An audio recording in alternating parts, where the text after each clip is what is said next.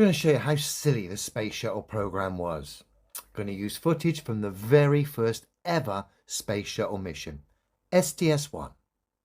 We join the action as the Space Shuttle is supposedly doing 17,500 miles an hour around the globe Earth. They've just opened their cargo doors and they're about to do an inspection. So let's have a look. Okay, we want to show you all here. We do have a few tiles missing off of both of them. Off of the starboard pod, three tile and some smaller pieces, and off the port pod, looks like I see one full square and looks like a few little triangular shapes that are missing, and we're trying to put that on TV right now. Roger, Grip, we can see that good. So that's not good. As you can see, several of the tiles, the heat tiles, which protect the Space Shuttle against extreme temperatures during re-entry, several of those tiles are actually missing. Yeah, really not good and quite revealing. And this is where it starts to get sillier and sillier. I'm over at Google. How are the Space Shuttle tiles attached? The tiles were not mechanically fastened to the vehicle, but glued. Since the brittle tiles could not flex with the underlying vehicle skin, they were glued to Nomex felt strain isolation pads with room temperature vulcanizing silicone adhesive, which in turn glued to the orbiter's skin. So essentially that's a lot of fancy names to describe essentially these tiles were glued to the orbiter. Oh dear. So back with the original clip and an extra clip regarding the aluminium skin that lies underneath these ceramic tiles that protect the Space Shuttle. Okay, we want to show you all here. We do have a few tiles missing off of both of them.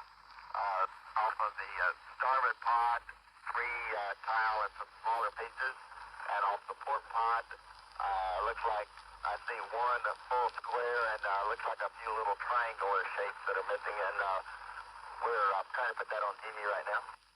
Roger, Grip, we can see that good. The aluminum skin will melt at 320 degrees.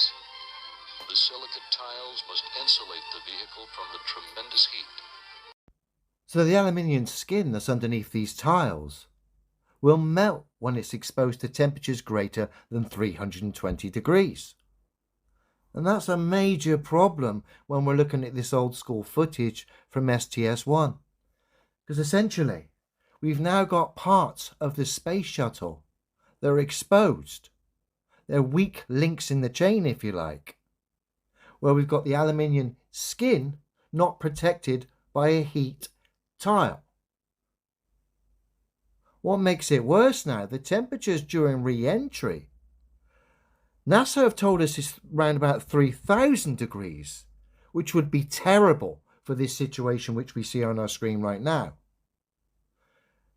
But they're ranging from anything from 3,000 degrees from NASA all the way up to 9,000 degrees from a NASA legend, a Space Shuttle legend, Gibson, who had this to say about temperatures regarding re-entry. Start hitting the Earth's atmosphere because you'll start to see a little bit of a glow outside your window.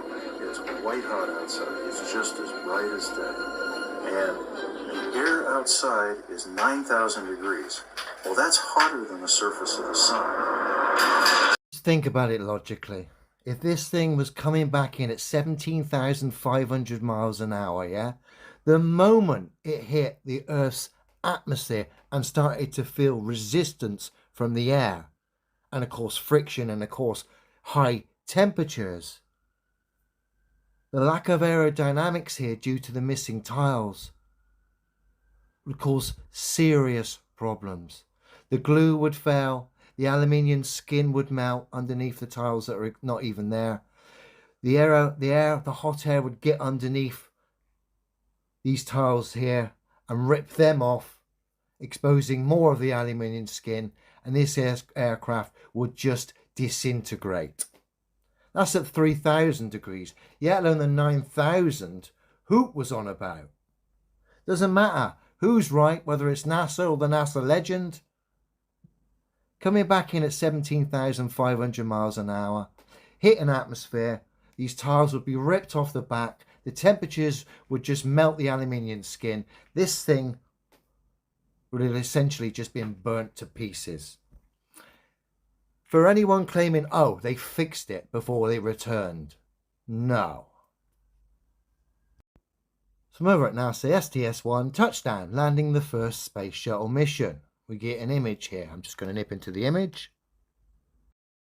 When I zoom in, we can see the tiles haven't been replaced, which means this space shuttle didn't come back from space doing 17,500 miles an hour, hit a globe Earth atmosphere, encounter temperatures ranging from 3,000 to 9,000 degrees.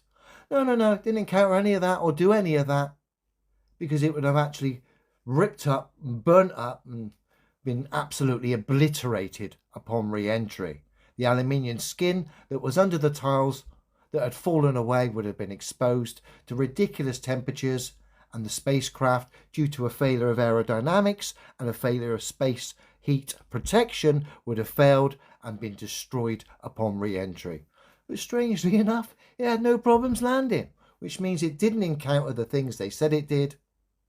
Just highlighting yet again the fraud that is this space shuttle program. They can't get their story straight. The reason they can't is because it's lies.